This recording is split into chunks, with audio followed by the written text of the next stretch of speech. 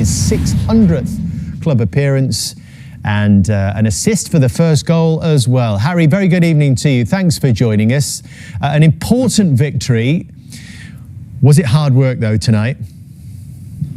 Yeah, it was tough. I think we started the game really well, and then after 25 minutes, I think they got to grips of the game, and we found it struggling that first half, and we changed shape a little bit in the second half. I felt like it was a lot more solid. We covered the pitch a lot more, a lot less crosses were coming into the box. Disappointing to obviously concede the goal from the edge of the box. We've got to get out a little bit quicker than that to block the shot and block the ball. But it felt comfortable apart from the set play chance that obviously they hit the bar with. But yeah, I felt like the shape helped us in the second half not to concede as many chances. But overall, I felt like we should have done a little bit more with the ball. Is it a bit strange for you all, really, sort of having played 3 in the back for so long and then obviously moving to 4 at the back, and then the second half I guess you're back to 3. Is that actually more comfortable for some of you? No, definitely not. I think the formation change has helped us a lot, to be honest. I think the results spoke for itself when we was a back 3 and Michael come in and changed to a back 4, and the results have picked up a lot now. So no, I think we're comfortable that we can play both formations. But yeah, I think we didn't cover the pitch well enough in the last 20 minutes of the first half, and we was letting too many balls into the box, and then they were putting a lot of numbers in the box as well, what we didn't deal with well enough. So they had a lot of chances in that last 20 minutes of the first half. I think it was good that the manager recognised that, and we changed the second half, and I felt like it was a lot more comfortable. Harry, we know how effective you can be in the opposition box as well. I mean, we honestly I thought you'd scored with that first header, but somehow Carragher manages to claw it away. I don't know if you see this. I mean, he sort of seems to snatch it almost from behind the line, but the GDS, it's so close. Yeah, in the time I thought it might have. Oh yeah, wow! I thought it might have gone over the line. I got up well. I didn't catch it as clean as I'd like. I could have got more pace on it. It was a great ball in, and the pace was on the ball, and it was coming towards me. And I got up well, but I could have caught it a little bit cleaner and got more power on the header, I felt. But yeah, it was a good save in the end, but hopefully it didn't make a difference to the result. And then there you are at the back post, and we know that, as you say, came close to scoring, but then you actually do manage to create here for Casemiro. Yeah, definitely. It was something that Bruno spoke about, going an out swinger. But I think Casemiro, I thought I was good at heading and tacking ball in the box until I met Casemiro. And he's amazing, isn't he? His timing, his leap, his aggression, his technique. It's the best I've seen and worked with. Yeah, he's really clinical, and he's been a massive boost for us this season, because without his goals we wouldn't be nowhere near where we are on the table. Harry, on this show we like to look at the tactical side of it, and there's a lot being made of, playing 3 at the back with the previous manager. You just mentioned Michael now playing a back 4. But what other insight can you give us to this sort of change? Yeah, I think obviously the results helped the feeling massively. We had 2 tough fixtures when Michael first come in, and I think everyone was probably looking at them thinking, oh no, with Arsenal and Man City, and we managed to get the 6 points, and then from then on everyone's believed in it, and we've gathered together, we've got the confidence, we know that we can score goals from anywhere. I think we can still get a lot better at this formation as well. I think we can work as a back 4, slide across the pitch a lot quicker, like we should have done. I felt like in the first half. In the first half today, I think we will get better the longer that we work as a unit in there. But yeah, I think the results speak for themselves. Since the manager's come in and the formation's changed, we just seem to pick up results. I think that the games previous, when Ruben was here, the games was a lot 50-50, but we always ended up on the back of a defeat. Now it seems like it's the other way around, where we're a lot better in both boxes. We defend our box a lot better, and we're managing to be clinical in the other box. Hi Harry, how you doing, bro? How are you, mate? Yeah, I'm good, thanks. I was thinking you're after Carragher's job. Still a long time till that comes, but no, just a quick one from me. Obviously back in the team tonight, winning again. Just about the set pieces. Normally, most of the season we've seen Bruno Fernandes and Casemiro have that link between each other. But tonight it seemed he was aiming more towards you on the first contact, and it was just something I wondered whether you'd worked on that in training in the week, or was that more between you two and the night you felt you was getting more space? I just wondered if that was something that you decided beforehand or during the game. Well, yeah, I think what really helps you when you're attacking a set play is that you've got two big threats. I've played in a lot of teams where I get 1, 2 players marking me and all the focus is on myself. I think now other teams are respecting that Casemiro's a massive threat as well, so they have to take a lot of eyes on him. They have to put a good defender on him rather than putting 2 on myself at the moment. So I think it frees us both up. I think our record when we both play together, when I play, I think Casemiro gets more goals, and when he plays, for sure, I get more opportunities as well. So I think it's good that we have two big targets, 2 good threats in the attacking box, and I think it makes it a lot harder for the opposition. Harry, I just wanted to mention, if you ever want to come and try and take my job, you're more than welcome in the studio next season. If you want to come along to a Monday Night Football, love to have you in. I'll pop in, don't worry about that next time. And he also says, Harry, that because Manchester United are pretty much guaranteed Champions League football now, if you could just go a little bit easy next Sunday, that'd be great. Yeah, no more winning goals.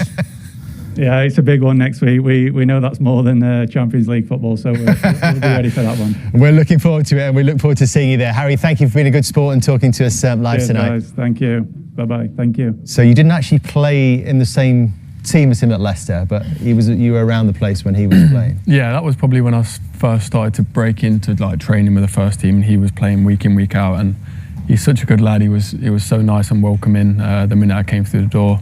Then obviously he got a big move to Man United, and I think he's a top player, and he has been for the last 7-8 years, and such a good, humble lad as well. So it's nice to see him back in the team, contributing to games, and I think he's very effective for Manchester United. He is a top player, and you've seen that what he's done at England at tournament level. He's coming at Manchester United, he got the captain's armband, and then he had a difficult spell, as we do as footballers. But when you're saying he's a top player, I don't know him that well, you probably know him better than me. But for me, looking from afar, a top character. And what I mean by that is, it would have been very easy for him to leave Manchester United on 2 or 3 occasions at different times. There's a little bit of heat on him. At one stage, I think the supporters were getting on his back. I go back to an incident in a pre-season game where that lad's shown, and he signed a new contract, hasn't he, for next season, to be at one of the biggest clubs in the world, where when it's not going well, the flag's flying. I know that from Liverpool, and Manchester United is exactly the same. And as I said, it hasn't been easy, because they're not being, the most successful of Manchester United teams we've seen. But for him to come through that, and as you say, he comes back into the team, it almost feels like they need Harry Maguire now. When you're looking at a Manchester United team sheet, if you're a Manchester United fan, you think, we need Harry Maguire playing. You just mentioned how strong they are in both boxes. That's a big part of him. And listen, don't know him too well, but got so much admiration, and I love that in players. It's easy to play well when things are going well. Have a look at people when things aren't going well, how they come through it, and you fight through it. And that's part of being a professional player. And for me, I think what he's done at Manchester United is superb character-wise. All that said, Kiernan, Brentford made it pretty hard for Harry and also Aidan Heaven in that first half. In the back four, which he talked about, he had that preference for it, but Brentford kept on finding spaces, didn't they? Creating moments.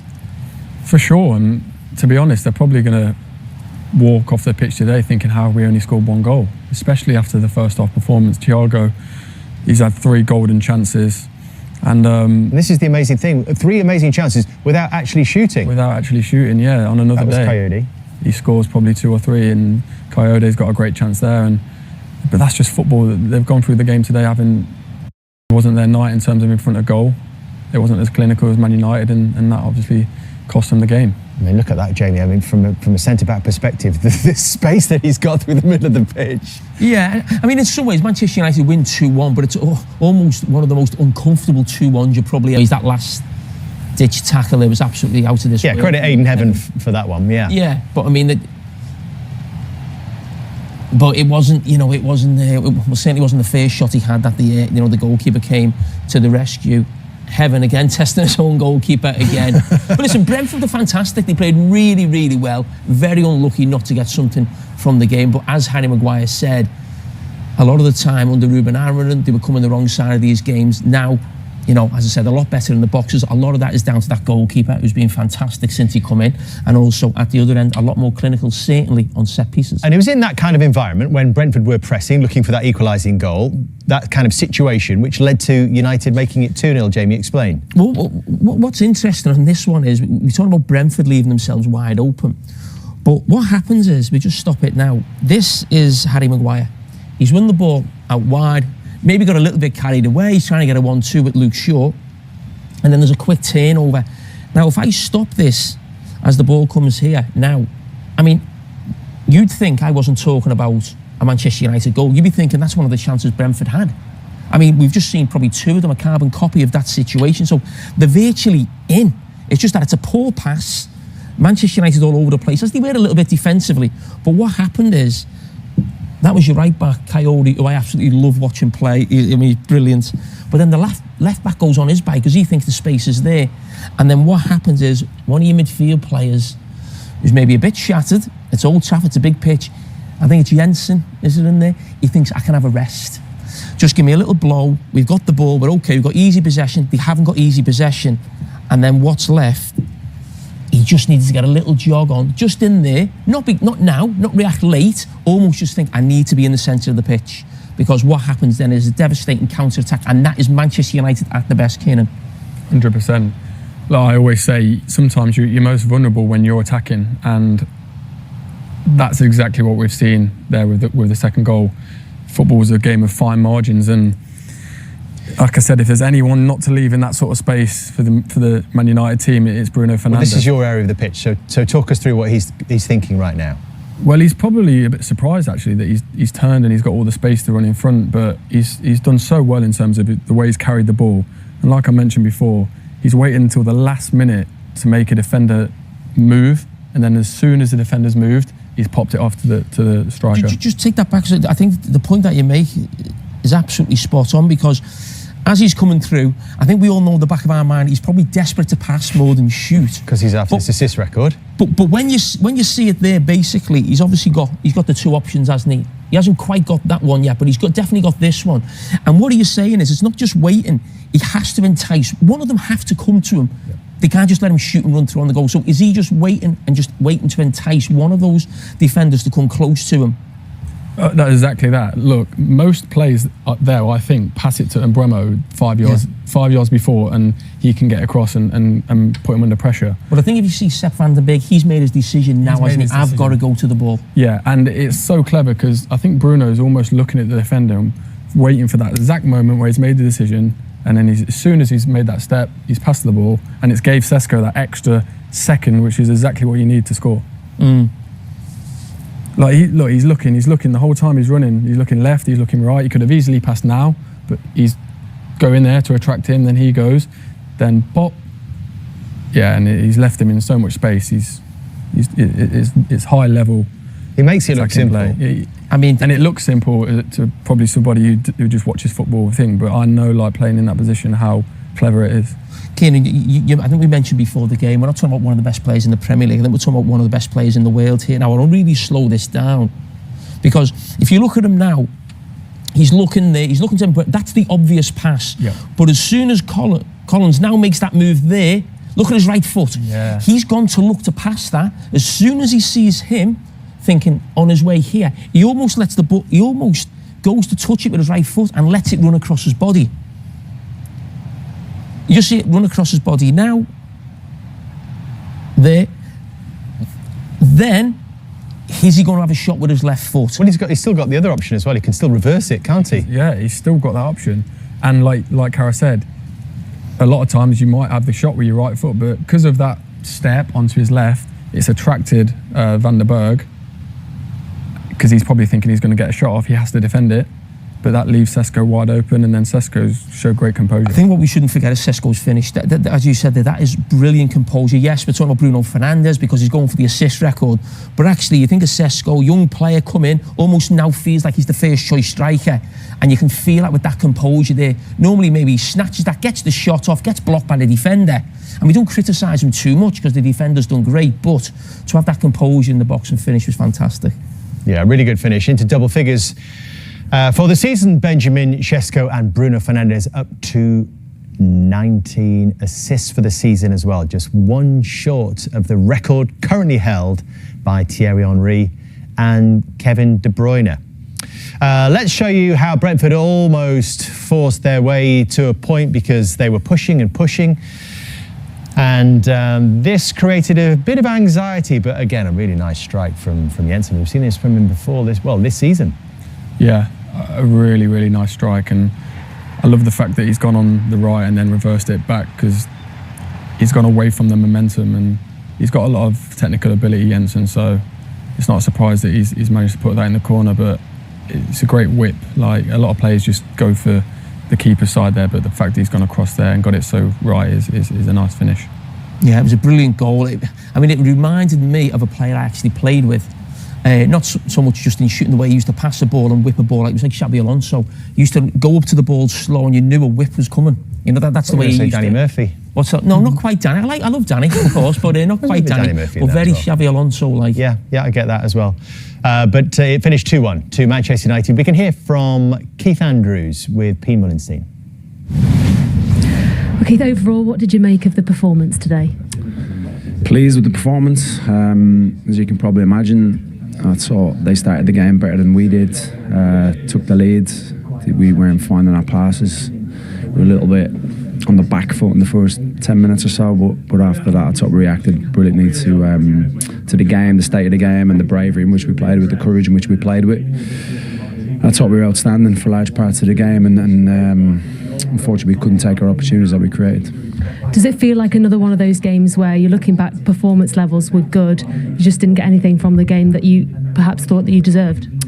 Yeah, I thought we were really good. I enjoyed watching us play in every aspect of the game, really, after that first 10 minutes. And the bravery we show, the courage that we show, the individual ability, the spirit of the group, to come to somewhere like this and play in that manner, I think shows a good step in the right direction. I think the next step for us is being ruthless, being clinical, taking those opportunities, nullifying the threats that they have, whether it's the set piece goal, which was poor from our part and isn't like us. But yeah, it's just the next step now for us in terms of basically getting something from a game like that.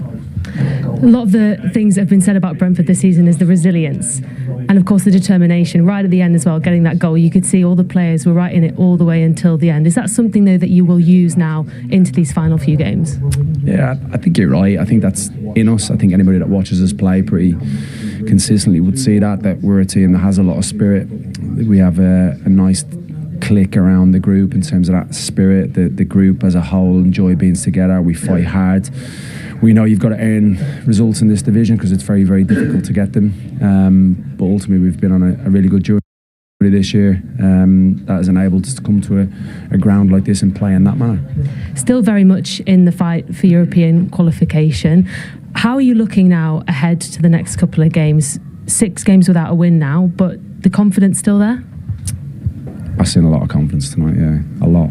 I've seen personality galore, a team that is striving, is doing everything it can to get results, so I don't see that as an issue. Thank you very much for your time today. Thanks. Yeah.